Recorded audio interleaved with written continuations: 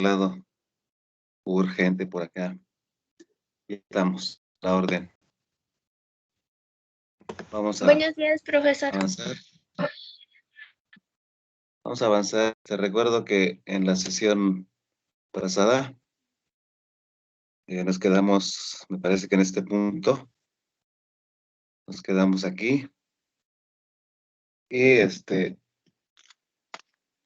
em, alguien hizo el ejercicio, intentó hacer el ejercicio de que habíamos calculado la cantidad de agua que se estaba consumiendo, que se perdía, considerando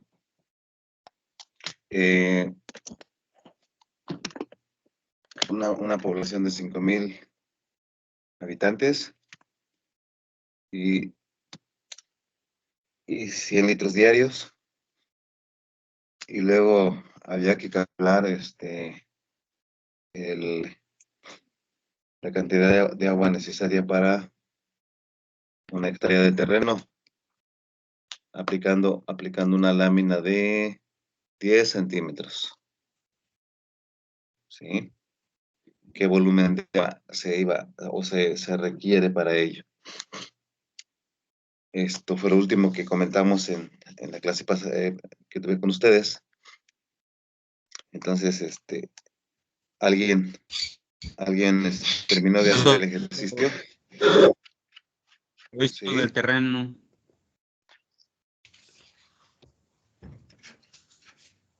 A ver, no le escuché bien.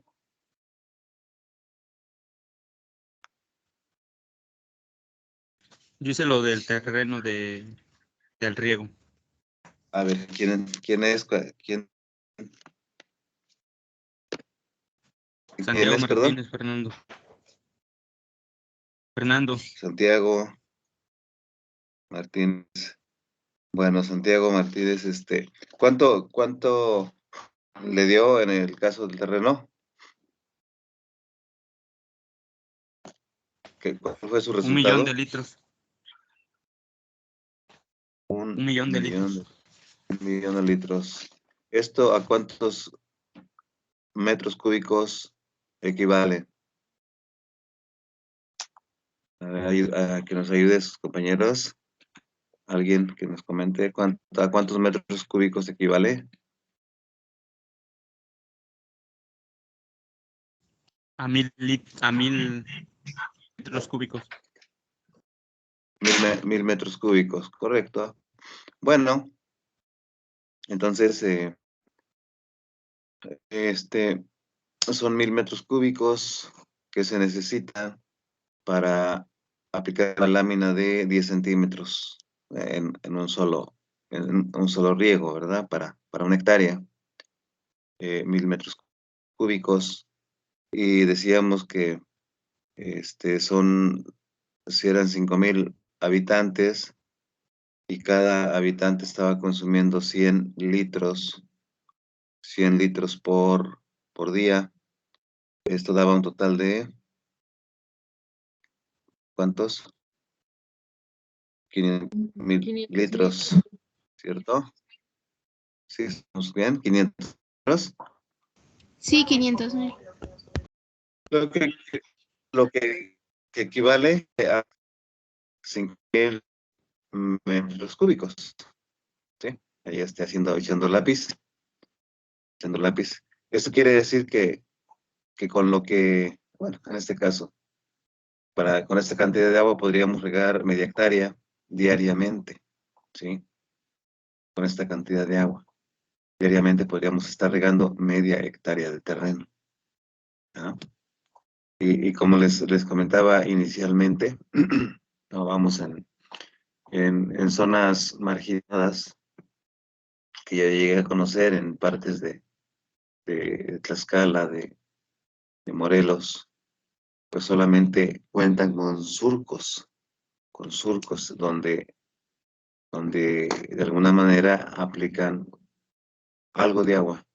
Tienen, en los lugares donde hay manantial, tienen la oportunidad de aplicar riegos de auxilio, ¿sí? O sea, al menos durante la siembra las épocas críticas, porque también se ayudan del temporal. Bueno, entonces vean ustedes la cantidad de, de agua que nosotros echamos al drenaje, ¿sí? Lo que diría para eso se va directamente en el caso de Chapingo, pues al canal de Aguas Negras, y parte de ello lo utilizan las personas del Valle del Mezquital. Y en el Valle del Mezquital, saben ustedes que se utilizan las aguas negras para producir, que es una zona donde llueve poco, y no es entonces suficiente para los temporaleros, esta humedad que hay, y tienen que utilizar esas aguas negras. Muy bien, muy bien. Entonces, vean ustedes la importancia que tiene el conocer la cantidad de agua necesaria para producir. Y hablando de producción, de consumo, me imagino que más de alguno o casi todos han comido alguna vez han comido un hamburguesa. Para algunos es una delicia, para otros, bueno, no tan frecuente porque tiene su costo. ¿Cómo cuánto cuesta actualmente una hamburguesa? ¿Puede costar?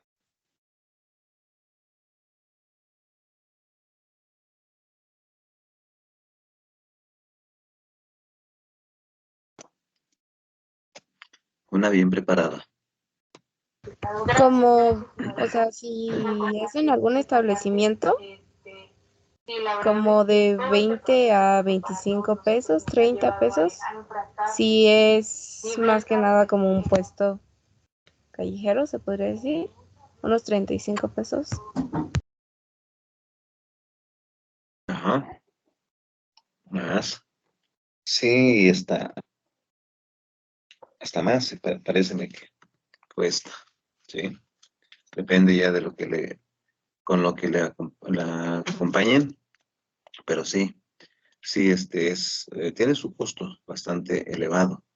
Vamos a pensar en que cuesta 50 pesos una hamburguesa, 50 pesos, y tal vez me voy todavía barato.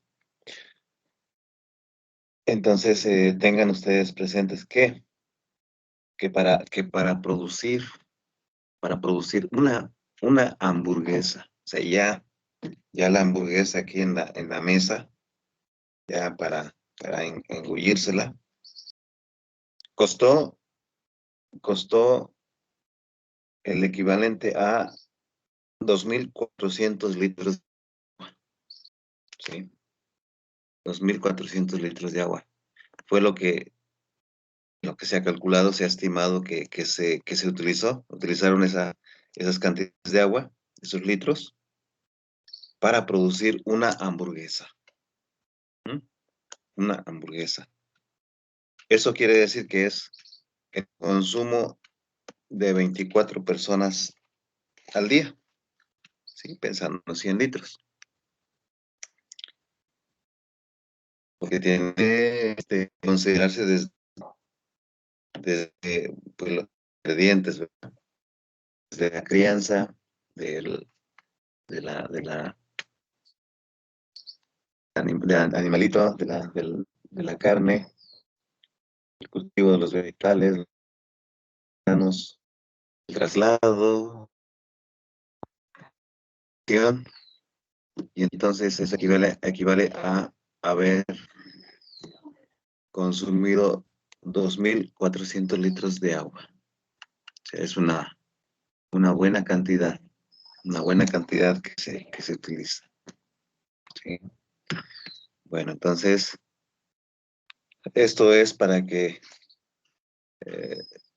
tengamos y hagamos conciencia de que sí es muy importante cuidar este recurso. Y hablando de ello, tanto el suelo como el agua son recursos. Bueno, nosotros mencionamos este término como recurso, pero muchas otras personas hablan de un bien, ¿sí? En nuestro medio se utiliza el término, o estamos acostumbrados a utilizar el término recurso suelo, recurso agua. Y de ello va a depender la sobrevivencia, que nosotros sigamos existiendo. Primeramente porque cada vez más, cada vez aumentamos población, incrementamos esa población. Bueno, ya tendrán ustedes la oportunidad de buscar, de revisar en internet un reloj. Hay un reloj que permite estar verificando, un reloj poblacional, permite estar verificando el incremento segundo a segundo, el incremento de la población cada segundo. ¿Sí? Entonces, esta explosión demográfica pues debe ser atendida. Cada uno nos multiplicamos y necesitamos, ¿qué cosa? Alimento, vestido, necesitamos servicios. Y es una de las cuestiones que hacen que cada vez tengamos que exigirle más a la tierra en general, al suelo y en este caso el buen uso del agua, porque sabemos que, o nos han dicho, que ya las áreas bajo cultivo, pues prácticamente no existen. Si nos acordamos a lo que hace muchos años, que fue la CEDUE, ahora Semarnat, elaboró una ley de uso de las tierras, nos quedaríamos cortos, porque en esa ley se señala que solamente se debe practicar agricultura en terrenos con pendientes máximos al 30%. Terrenos donde la pendiente tenga una máxima inclinación del 30%. Y resulta que nosotros, los que tuvieron la oportunidad de viaje, en la prepa, creo que en el propio también, no, todavía no, pero los que vienen de prepa, o ustedes que se han trasladado de su pueblo a otros lugares, se han dado cuenta que las siembras se realizan en terrenos escarpados, en terrenos accidentados, y allí de ninguna manera se está respetando esa condición de la pendiente como limitante. ¿Por qué? Porque pues, es necesario producir alimentos. Y muchas personas que nos señalan y hacen la pregunta de por qué en el medio rural se sigue sembrando, se intenta producir y los rendimientos no son los indicados por las instituciones de investigación agrícola. ¿Por qué creen ustedes? A ver si me voy para que no... Porque, bueno, ¿puedo opinar yo? ¿Perdón? Creo que es más que nada que mucha de la gente que se dedica a la siembra no tendría la forma de pasarse a otro rubro, porque muchas veces es su única obtención de dinero. Entonces creo yo que es la difícil y aparte no tienen las posibilidades en gran parte de poder acceder a otra clase de trabajo porque pues quizá toda su familia se dedicó a ello, no tienen experiencia en otras ramas. Sí, sí, es Es lo que correcto. yo ¿Quién? creo. Aparte de que quizá no se le vaya a pagar, si él vendiera sus terrenos, quizá no se le vaya a pagar lo justo. Muchas veces se les paga muy, muy poco o se hacen intercambios que no son justos y pues no les conviene. Prefieren alimentarse de sus propias tierras a buscar otro empleo y que al final lo que le dieron por sus tierras no sea lo justo, no sea lo suficiente para poderse mantener un tiempecito por lo menos. Muy bien. Sí, ¿quién fue, perdón? Naila Sánchez Luna. Sánchez Luna, gracias. Correcto. Es cierto, esa es una de las cuestiones, sí, porque realmente producir bajo estas condiciones o intentar producir es bastante complicado. Sí, sobre todo porque, eh, a ver si alguno de sus compañeros, y después me dice su nombre, ¿de dónde? Eh, ¿cuánto es que se logra ya en temporal? En temporal, cuando está bueno, en siembras de temporal, cuando las lluvias vienen adecuadamente, ¿qué tanto se logra cosechar? Hablemos de Creo maíz, que, que es lo que más, ¿sí? pues eso depende de cuántos terrenos siembre la familia, por así decirlo. Porque, por ejemplo, si solamente tienen un terreno y está en mal estado, no se puede esperar recoger 1 tonelada o 2. A lo mucho recogen como 400, 800 pues, kilos, ¿no? Entonces, si está muy bien, dependiendo del terreno que tengan, no sé, a lo mínimo se pueden obtener 200, 400 kilos. Ya a lo máximo, si es que sembraron muchos terrenos o tienen 1 hectárea y demás y la cuidaron como debe de ser, pueden obtener de 2 a 3 toneladas. ¿Cierto? ¿Quién es, perdón? Martínez Rojas, Angélica Nayeli. Gracias, Angie. ¿Añi? ¿Angélica? ¿O le Sí, dicen pero Añi? me gusta más que me digan Nayeli. Nayeli, correcto. Sí, aquí le vamos a... Correcto. Gracias. Es cierto, sí. ¿Cuánto se produce? Bueno, definitivamente el campirano, el productor minifundista, nunca espera obtener las toneladas, los, este, las cantidades grandes. Definitivamente que no. Aunque desde luego a nivel institucional han señalado que, pues bueno, en el caso de los lugares muy puntuales, en el caso de Jalisco, sí, se han alcanzado a levantar algunas toneladas, 4, 5, hasta 6 toneladas en temporal, pero es una excepción, ¿sí? En la mayoría de las personas, la mayoría de las personas que se dedican a esta actividad, eh, no llega ni siquiera a la tonelada, ¿sí? Bueno, entonces, eh,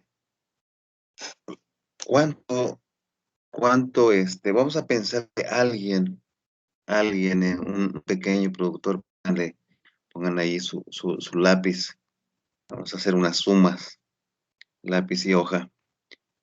Un pequeño productor que obtenga 800 kilogramos de maíz. Si ese maíz lo llegara a vender íntegro, ¿en cuánto se está pagando el kilogramo? ¿En Pues cuánto se los están pagando? entre 5 y 6.50 el kilogramo de maíz. Son precios, son Vamos los a precios ponerle más. 6 pesotes. Ajá. Vamos a ponerle 6 pesotes. Ujú. ¿Cuánto equivale eso? 4.800. 4.800. 4.800 pesotes. ¿Sí? O sea, ni siquiera llega a 5.000. Estoy hablando por unidad diaria, por hectárea. Sí, por unidad diaria. Bueno, el señor, el productor tuvo que invertir barato, ya baratísimo, que invertir, a ver, multipliquen por favor, 200 por 22. Digo, más o menos, los terrenos se dividen en sus áreas para trabajarlos y son como 22 áreas, pequeñas áreas para una hectárea. Entonces, ¿esto cuánto viene dando? 4.400. 4.400. 4.400. Esto solamente es en la limpia, para quitar el monte por primera vez. Cuando es un monte que ya ha sido trabajado, cuando ya es un monte secundario. Pero cuando es un monte alto, tienen que tumbar primero el sotobosque, las ramas, las hierbas en la parte baja y después tumbar los árboles. Vamos a dejarle hasta ahí que un terreno que ya ha sido trabajado y que, bueno, ya limpiaron y ya quedó listo para sembrar. Para la siembra, vámonos al extremo en que no hay mecanización, no hay ni siquiera el arado egipcio, entonces lo tienen que hacer con coa. La tienen que hacer con coa y vamos a pagarle 200 pesos a 10 personas para que terminen en un día, ¿sí? Eso implica 2,000 pesos. Eso implica 2,000 pesos y estamos sumando 400, ¿cierto? Después, ahí si al mes o al mes y medio se tiene que limpiar ese maíz. Entonces son otros 4,400, porque son 22 áreas. Ya van sumando aquí 10,800 pesos. Y entonces, ya se gastó esta cantidad.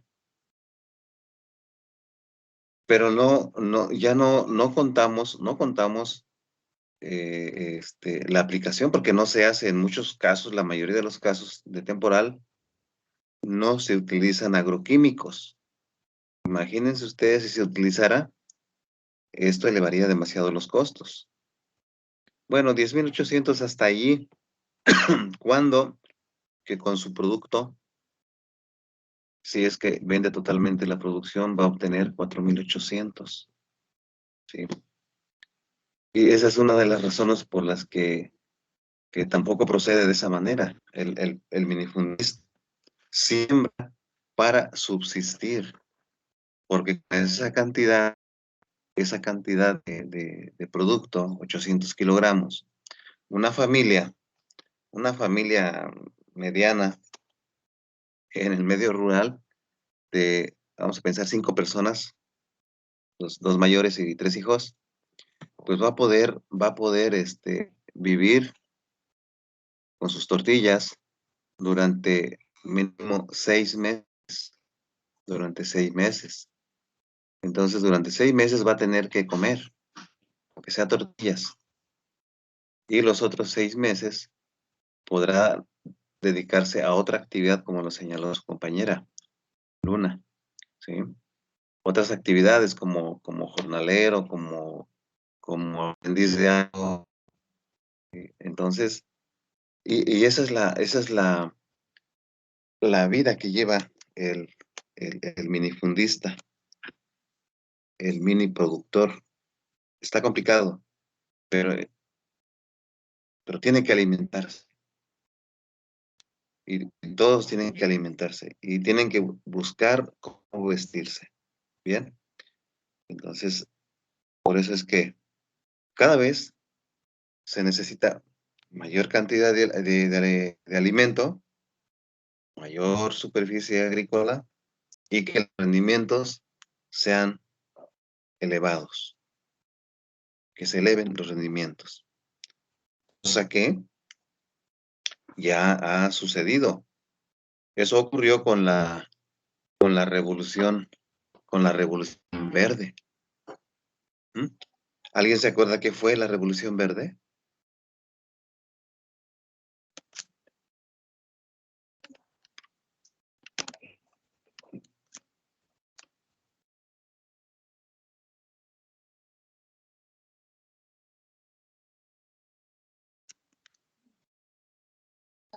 ¿Alguien tiene una noción de qué fue? ¿A qué le llamamos o a qué llamaron revolución verde? Maestro, ¿Mm? fue una época, ¿no? Donde incrementó mucho la producción agrícola. O sea, aumentó de forma muy, muy acelerada. Así es. Sí, gracias. Justamente esto fue cuando, ya hace varios años, allá por 1960, un poquitito antes, que, que llegó a México, llegó a México el paquete tecnológico, el uso intensivo de implementos agrícolas, la maquinaria, los agroquímicos, las semillas mejoradas. Y sí se dio un levantón. Se dio un levantón en los rendimientos. En esos rendimientos se vio reflejado el paquete tecnológico. Ahí se reflejó. Pero nadie dijo, tengan cuidado con las dosis que van a utilizar de agroquímicos porque puede ser peligroso. 60, un poquito más de años después, nos damos cuenta de que no fue suficiente. En su momento fue algo fenomenal, fue algo fenomenal. Y, y el, y el padre de la revolución verde fue doctor Norman Burlock, y que estuvo en Chapingo hace muchos años, y después se trasladó al CIMIT, al Centro Internacional de Mejoramiento de Maíz y Trigo, que se encuentra cerca de Texcoco. ¿Sí? Y ahí continúa el centro. Él ya se despidió de este mundo. Bueno, ¿qué más tenemos? ¿O qué otras desagradables cosas? Pues no solamente es la explosión demográfica, sino que cada vez tenemos mayores descuidos. Mayor descuido, lo que implica degradación de los recursos. Y degradación significa disminución del potencial productivo. Que las tierras se cansan, como dicen los campesinos, la tierra se cansa. Y aún así, como no tienen a dónde, a qué otro lugar sembrar, pues tienen que volver a sembrar sobre el mismo terreno. Y si no hay precaución, si no hay un manejo adecuado, sobre todo en los terrenos de madera, pues vamos a ir dejando condiciones como las que estoy viendo ahí en la imagen, peores, donde se alcanza a detectar la rocosidad, ¿sí? La rocosidad, el tepetate o la piedra tal,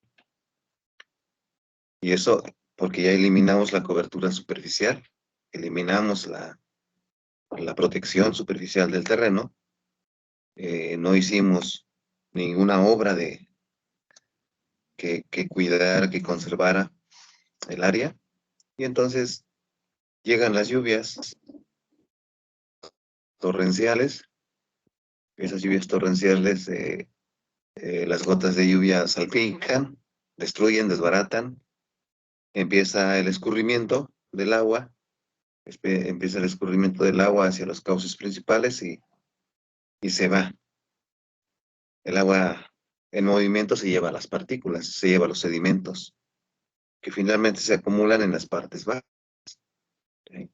Bueno, entonces tenemos esa degradación y resulta que son varios tipos de degradación, que ya más adelante vamos a ver cuáles son los tipos de degradación que se presentan, pero son varios. O sea, no solamente es la eliminación de la cobertura. También tenemos problemas de contaminación. Problemas de contaminación. Esta es una expresión de ese problema. Los que hayan pasado, los que vivan cerca de un ingenio, saben la cantidad de problemas que se genera, que se presenta con los ingenios. Parte de la, de la cantidad de cenizas que caen sobre las casas o que aspiran, los pobladores aspiran las partículas, también ensucia la ropa y muchas otras cosas. Tenemos contaminaciones muy fuertes y luego esos ambientes contaminados, bueno, se presentan en las poblaciones que finalmente son problemas que se reflejan en la salud, problemas de salud de los habitantes. Todo esto es una consecuencia. Bueno, ¿y quién entonces, quién se encarga de estudiar, primeramente el suelo? ¿Y para qué vamos a estudiar el suelo? ¿Sí? Entonces, aquí sabemos que la edafología es la ciencia que se encarga del estudio, del desarrollo, de la transformación de los suelos. Es la edafología, aunque existen otros términos, Aquí lo más importante es que ustedes tengan su concepto de suelo, su concepto de edafología, concepto de tierra, ¿sí?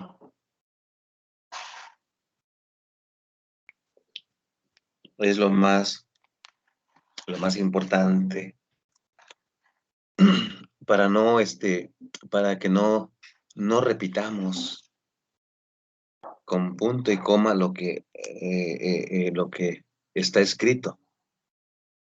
Y aquí como les mencionaba, bueno, hay otro término que es pedología. Edafología, así de manera muy general, lo señalamos, la edafología la señalamos como el conocimiento de la ciencia del suelo, ¿sí? Y el otro término es pedología. Y se enfoca más hacia el origen, al estudio del origen, la clasificación y la descripción de ese suelo, ¿m? Como producto de una descomposición, de una transformación. En nuestro medio, utilizamos más el término edafología, porque se considera un término mucho más amplio, que, que abarca desde luego el estudio del origen, la clasificación, la descripción, pero además, toda esa relación que guarda con el desarrollo, con el crecimiento de las plantas, todo ese desarrollo, entonces, es un concepto de mayor amplitud. Em, También se habla del concepto de génesis del suelo, génesis, y va exclusivamente hacia la evolución, hacia la formación. Y entonces aquí uno de los estudiosos del suelo en nuestro entorno, el doctor Ortiz, Carlos Alberto Ortiz Osorio, que es el descendiente del doctor Bonifacio Ortiz Villanueva, que fue rector de la UACH. Él escribió su libro. El doctor Ortiz Villanueva, ya finado, fue rector de la UACH. Escribió su libro es nuestro libro de que sé en aspectos pedagógicos. Seis,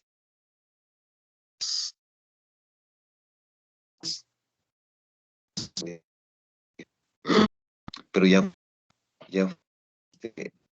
con hijo. Por eso la definición de Ortiz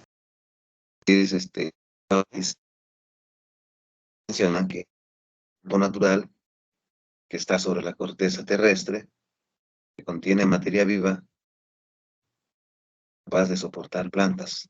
Sí, esa es la definición que ellos manejaron en su momento, bueno, y está plasmado en su libro de edafología. ¿Sí? Allí tenemos entonces esa, ese concepto, ¿sí? Breve pero sustancioso, ¿sí? Muy claro ese concepto. Eso es ese concepto técnico.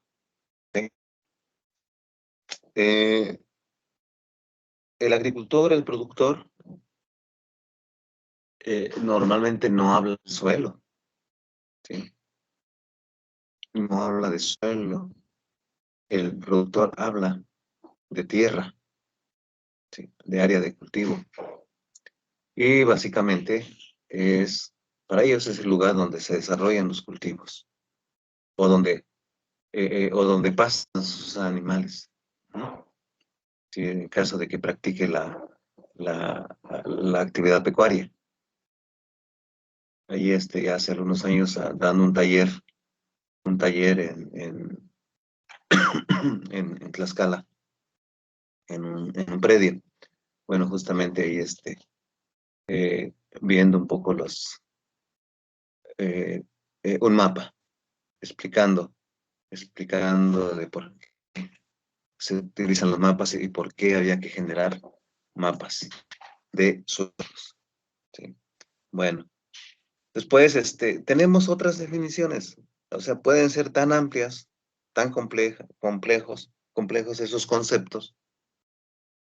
Y como les decía, lo más importante es que cada uno de nosotros tengamos nuestra definición, nuestro propio concepto, que entendamos, que comprendamos lo que queremos definir. Es lo más importante. Esta ya es una definición mucho más amplia, más complicada. Y desde luego, los términos son meramente técnicos, ¿sí? Hablar de cuestiones geológicos, biológicos, hidrológicos, meteorológicos, bueno, eso es para los técnicos, ¿correcto? Y recalco aquí, personalmente, me gusta, me llama la atención y los invito a que ustedes tengan su propio concepto, su propia definición. Lo más importante es la comprensión, el entendimiento de lo que se define. Eso es lo más importante. Y hay muchos autores estudiosos del suelo. Muchos. Ahí solamente estoy mencionando algunas personas que propusieron sus definiciones, pero hay más. También hay un concepto en esto también meramente técnico, porque nosotros hacemos divisiones. Entonces hablamos de suelo y hablamos de subsuelo. En el caso de subsuelo, nos referimos a esa capa, como dice ahí, subyacente, que subyace, que se encuentra por debajo de, a partir de entre los 20 y 30 centímetros, ¿sí? Eso quiere decir que el suelo se refiere a los primeros 20 o 30 centímetros. Esa capa árabe, es el suelo técnicamente. Y lo que sigue después de esa capa es el subsuelo. Pero también se llega a medir o a establecer de manera práctica para las áreas mecanizadas hasta donde llegan los implementos agrícolas. ¿Alguien ha trabajado con un implemento agrícola, jóvenes?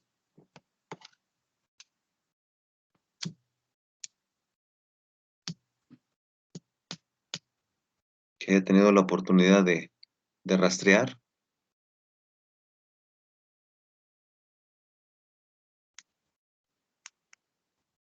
¿Alguno?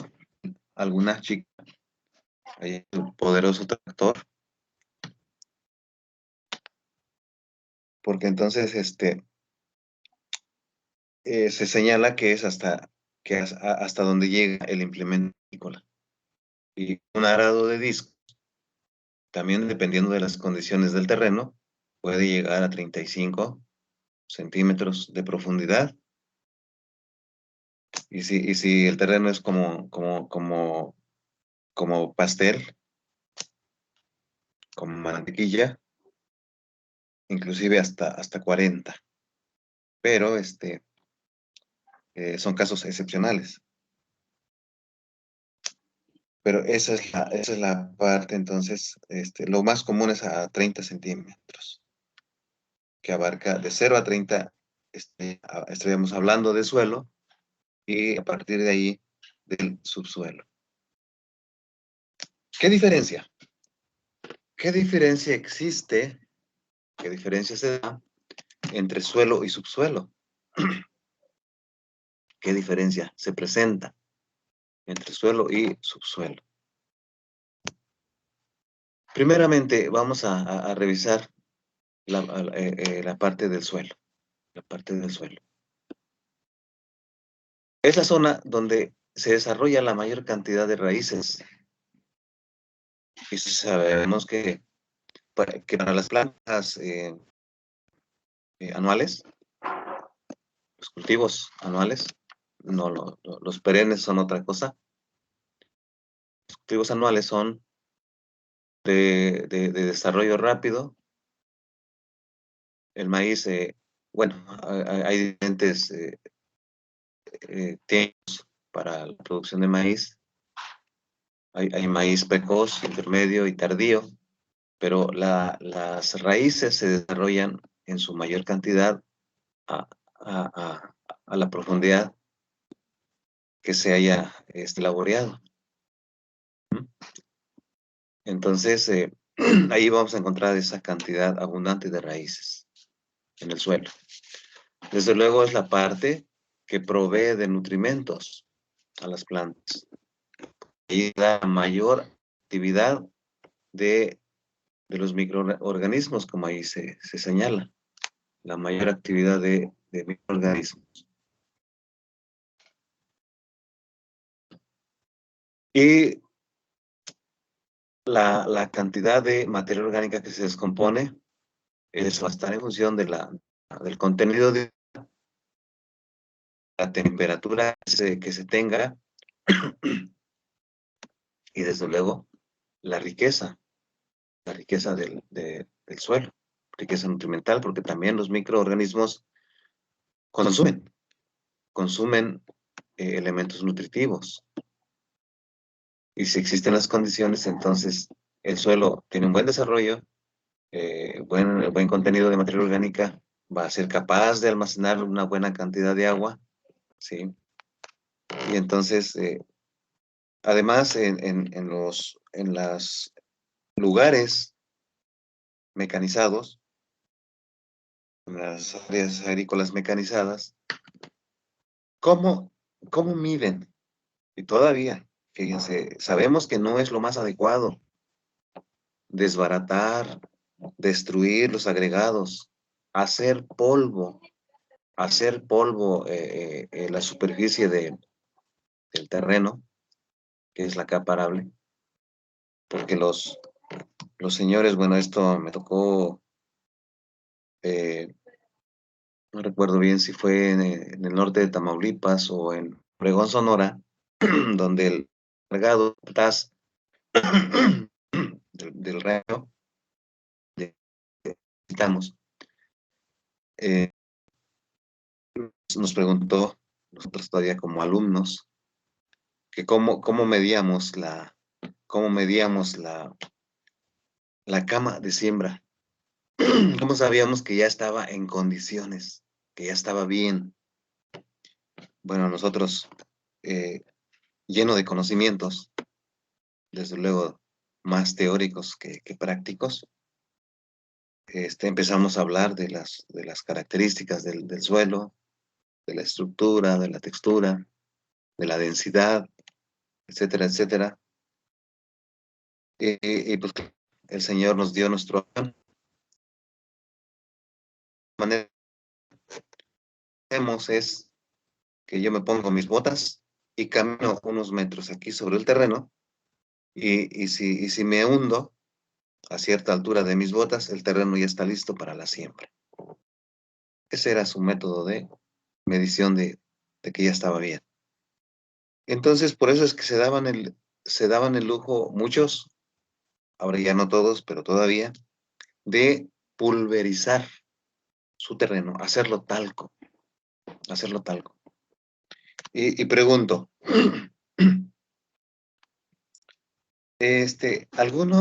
alguna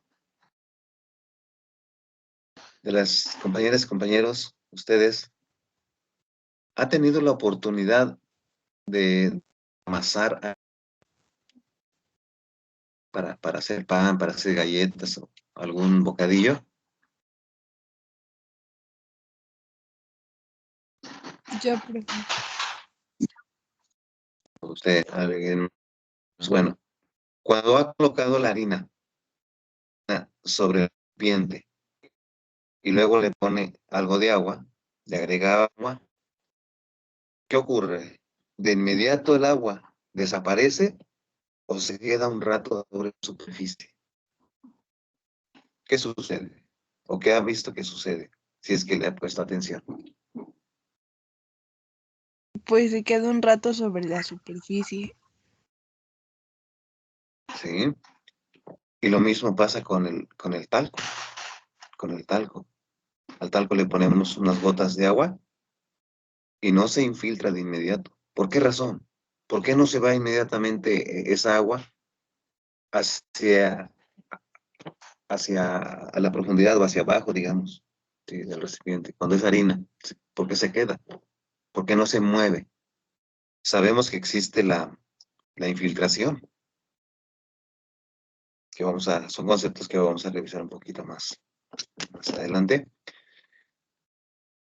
Pues precisamente porque son partículas muy finas, ¿sí? Esa harina está compuesta de partículas muy finas y donde no existe una continuidad de los poros. Los poros no existen, están rotos. No hay, vamos, vasos comunitarios. Ocurre lo mismo con un terreno totalmente molido. Ocurre lo mismo. Viene la primera lluvia, las lluvias de repente son torrenciales, entonces golpetea sobre la superficie de ese terreno, golpetea, y se forma una capa minúscula y que hace que el agua se vaya encharcando. Pero entonces, cuando se seca el terreno, nos damos cuenta que hay una pequeñísima capa endurecida. A esa capita le llamamos costra superficial. Se forma una costra. Y que a la postre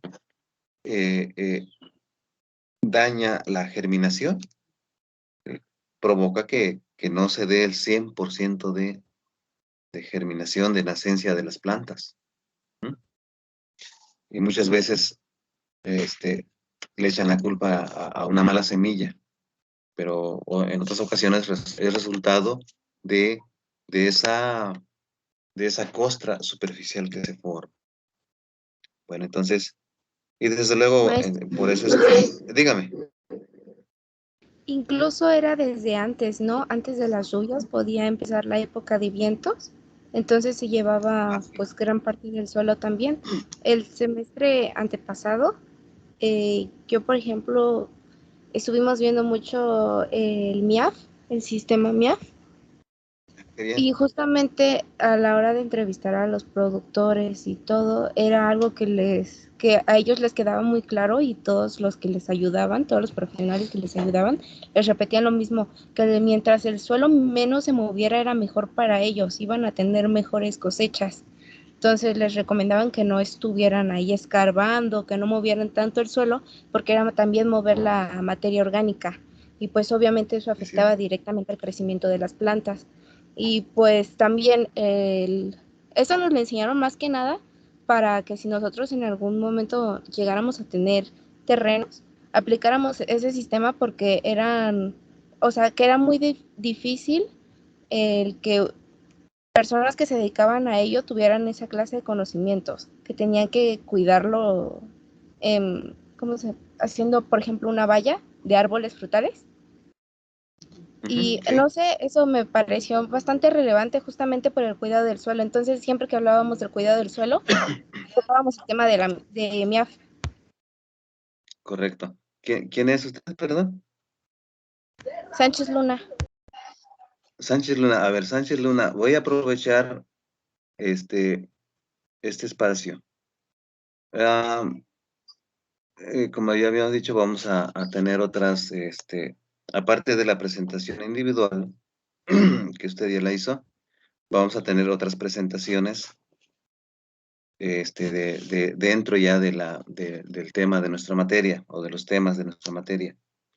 Y justamente uno de estos temas que vamos a tocar es el MIAF, como un sistema de manejo de conservación de los recursos.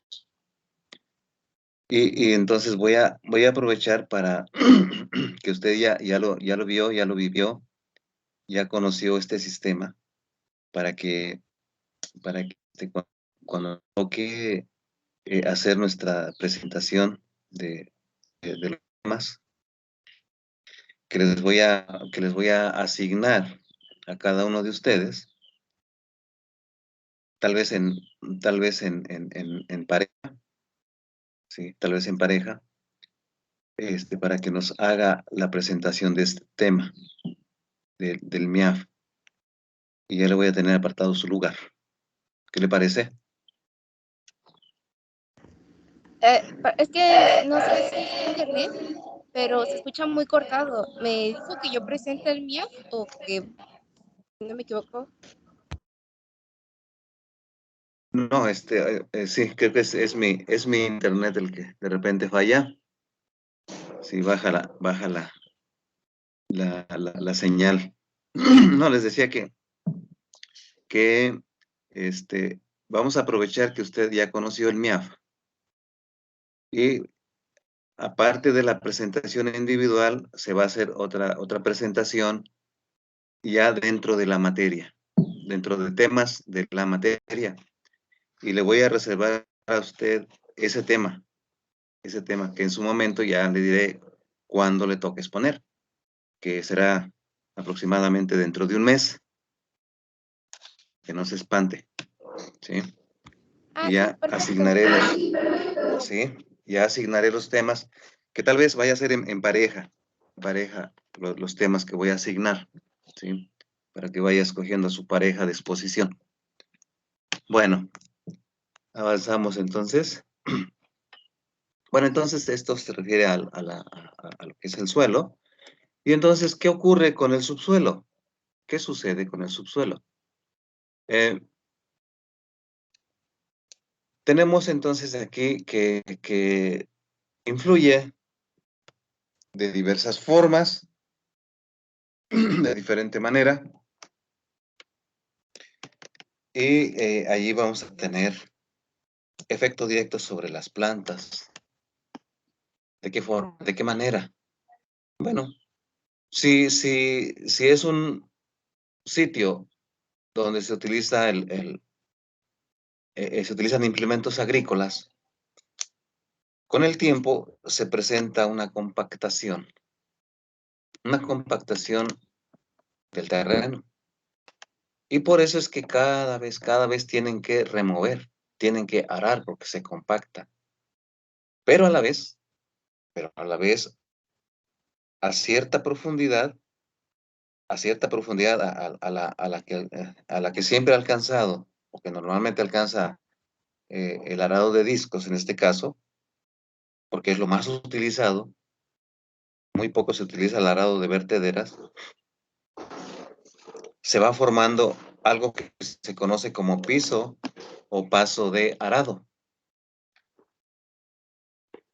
Y es una capa que se va endureciendo a 25, 30, 35 centímetros de profundidad y que a través de los años se vuelve una capa impermeable. Se vuelve una capa impermeable. ¿Mm? Entonces, ya dificulta el paso del agua hacia las profundidades, el movimiento de los solutos hacia las profundidades, ¿sí? Ya no se da, la infiltración se da hasta esa profundidad, ahí viene la infiltración. Y luego, prácticamente no hay percolación, porque la percolación implica el movimiento del agua a mayor profundidad, cargando con todo lo que encuentra a su paso, ¿sí? Que son los solutos. Y como eso ya no se da, entonces las sales se van acumulando a esa profundidad, ¿sí? Se van acumulando a esa profundidad y resulta que luego, aunque sean terrenos de riego, una vez que empieza la evaporación, esas sales se mueven junto con el agua, con la humedad, y nuevamente tienden a aflorar. Por eso es que luego vemos surcos blanquecinos, porque cuando se riega las sales bajan, pero nuevamente empieza la evaporación, las sales tienden a llegar a la superficie. Entonces es un movimiento de sube y baja. Presencia de sales en la superficie, y esto es provocado precisamente por la compactación, por el piso de arado. Y por eso es que se recomienda que por lo menos mínimo se haga un subsuelo o un subsolé cada 5 años, ya mínimo. pero eso tiene un costo. Y por eso es que no es tan común que se llegue a hacer. Muy bien. ¿Qué componentes tiene el suelo? Tenemos aire, tenemos agua, materia orgánica y material mineral. Tenemos esos componentes. Y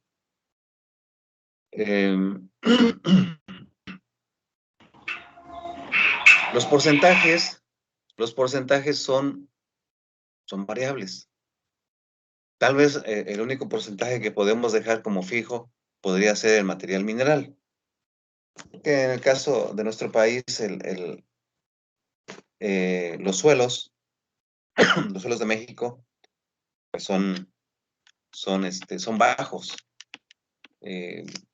La mayor parte de la superficie nacional, pues tendrá 2 o menos de porcentaje de materia orgánica. ¿Sí? Pero lo que sí, bueno, aunque hay sitios en donde la materia orgánica es mucho mayor. La materia orgánica es mucho mayor. ¿Sí? Esas ya son otras condiciones. Ahí ya no se habla de un suelo mineral, se habla de un suelo orgánico. ¿Mm? Un suelo orgánico, eso.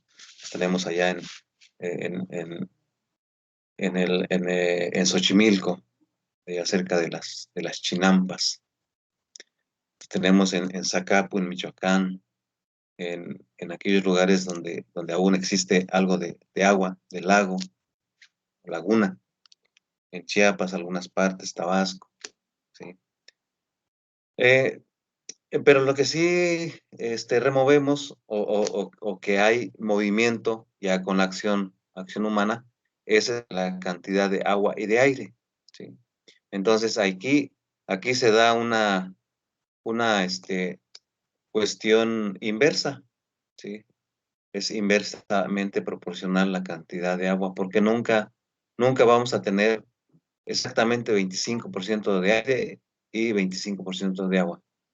Va a llegar momentos, dependiendo si es terreno de riego, bajo riego, o las épocas de temporal, que la cantidad de agua va a incrementar. O cuando se viene la época de sequía, la época de estiaje, la cantidad de aire incrementa dentro del suelo. Entonces, una aumenta, otra disminuye. Es algo que ocurre en la naturaleza del suelo. Es importante el estudio. ¿En qué áreas? Pues así, de manera muy general, sobre todo para el manejo de cultivos. Porque necesitamos que el terreno sea arable, que sea fértil, que no se dé la erosión y que sea capaz de retener suficiente agua. Algunas de esas características son muy importantes. Hay más. Eso es en el área de cultivos. Dentro del área forestal y pecuaria, bueno, pues se requiere de un manejo adecuado de las cuencas hidrográficas. Manejo adecuado, ¿por qué? Porque dentro de una cuenca sabemos que hay población humana, hay áreas de diferente uso, ¿sí? Diferentes usos, agrícolas, pecuarios, forestales, explotación minera. Entonces se deben tener delimitaciones. Y desde luego también en el cuidado de las manejo de las praderas. Solamente es utilizar pastos, zacates o algún otro tipo de forraje mejorado, si no va relacionado con el buen manejo del suelo. ¿Sí?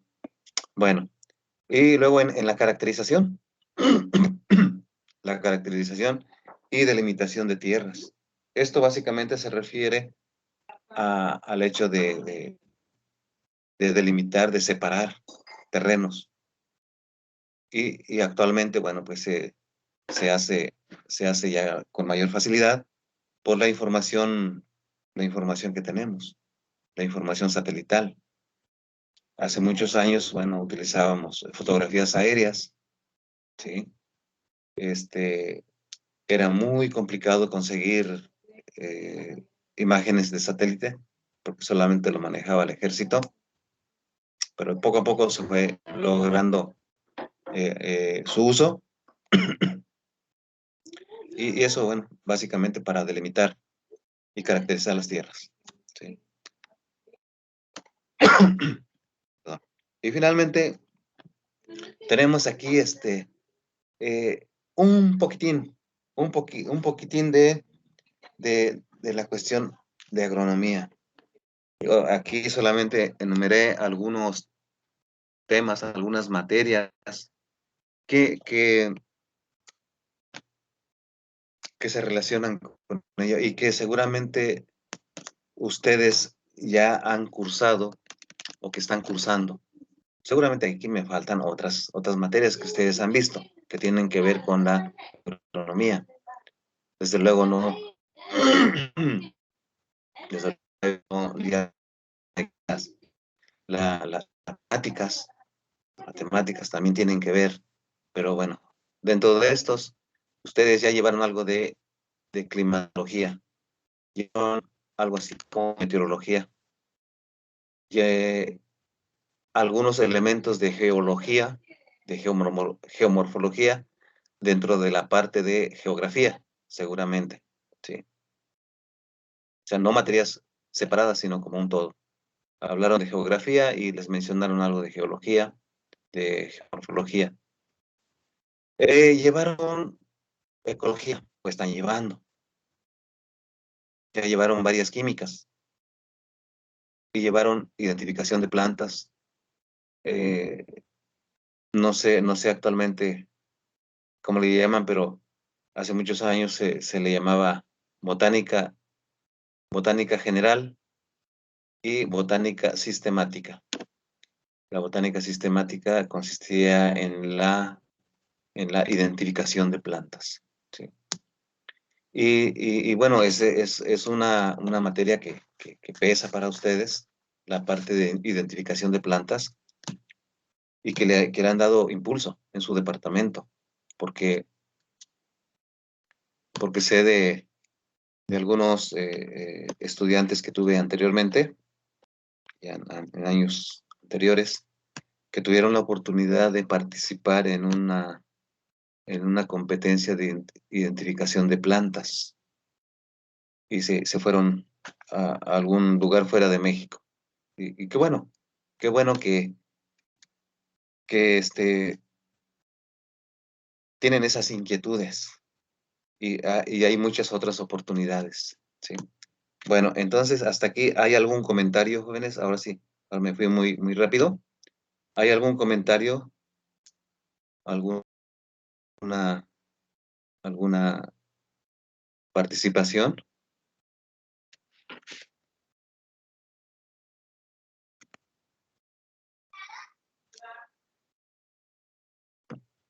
Díganme. Profesor, disculpe, fuera del tema, quería preguntar si va a subir esta presentación a los archivos.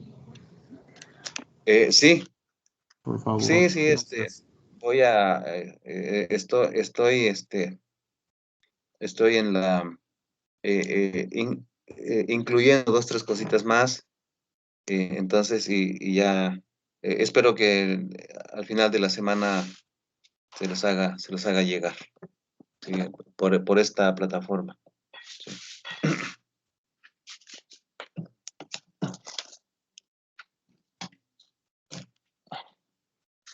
Bueno, entonces, así es Maestro, el asunto. Dígame.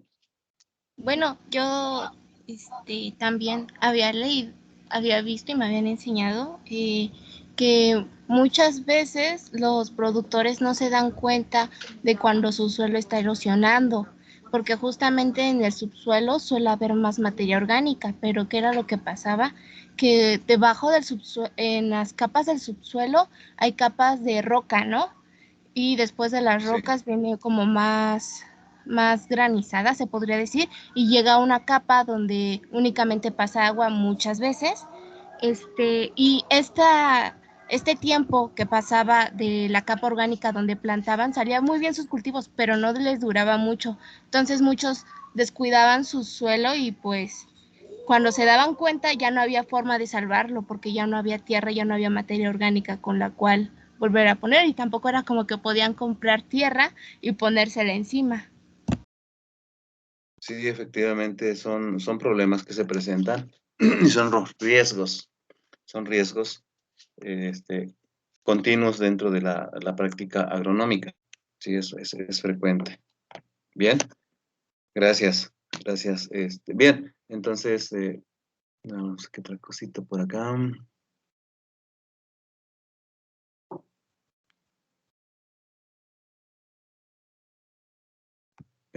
¿Alguna otra participación?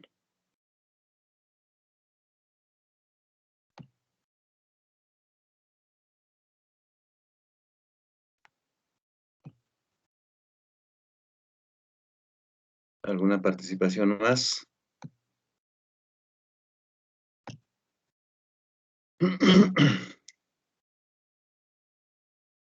Bueno, si no es así, nos vemos el próximo lunes a la hora pactada y para continuar con esto ya, con esta sesión de hoy quedamos al nivel del grupo y vamos a avanzar el lunes, que es nuestra siguiente sesión. Bien, si no hay otra cuestión que comentar, cuídense, pasen un bonito día. Cuídese, maestro. Hasta luego. Hasta luego, profe. Hasta luego. Muchas gracias, profe. Hasta luego. Hasta luego, profe. Hasta luego.